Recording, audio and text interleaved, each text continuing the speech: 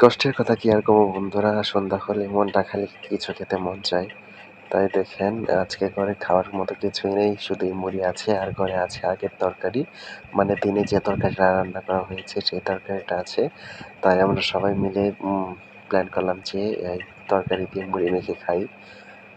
দেখেন মুড়িটা মাখিয়ে নিচ্ছি আমরা তরকারি দিয়ে। এই তরকারিটা ছিল হচ্ছে কাঁঠাল, কাঁঠালের বীজ, আলু, তারপর হচ্ছে পুঁইশাক। সেই তরকারি দিয়ে আমরা মুড়ি মাখিয়ে নিচ্ছি। অনেকেই বলছিল যে তরকারি বেশি দিলে মুড়িগুলো জ্যাম হয়ে যাবে, মানে খেতে ভালো লাগবে না, তাই কম কম করে তরকারি মিশিয়ে নিচ্ছিলাম।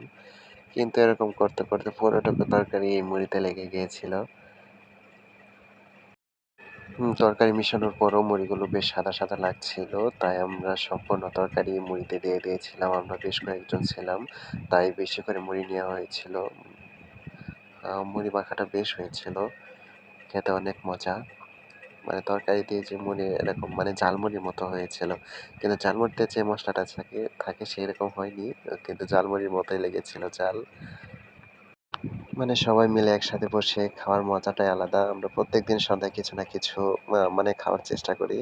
কিন্তু আজকে আ খাওয়ার মতো কিছুই ছিল না ঘরে, তাই মুড়িগুলাই মেখে নিয়েছিলাম শেষ পর্যন্ত। শেষে যে বাটিতে তরকারিগুলো ছিল সেগুলো মুড়িতে দিয়ে মেখে নিচ্ছি। মানে তরকারির পরিমাণটা একটু কম হয়ে গিয়েছিল মুড়ির তুলনায়, তাই সবটুকু দিয়ে নিলাম। এখন মোটামুটি পারফেক্ট হয়েছে। এখন ঝালমুড়ির মতো হয়েছে। এরকম তরকারি দিয়ে কে কে ঝালমুড়ি মাখা খেয়েছেন, মানে মুড়ি মাখা খেয়েছেন কমেন্টে কিন্তু অবশ্যই জানাতে ভুলবেন না। আর অবশ্যই যদি ফেসবুক পেজ থেকে দেখে থাকেন অবশ্যই ফলো দিয়ে রাখবেন আমার নতুন পেজ এটা, আপনাদের সকলের সহযোগিতায়।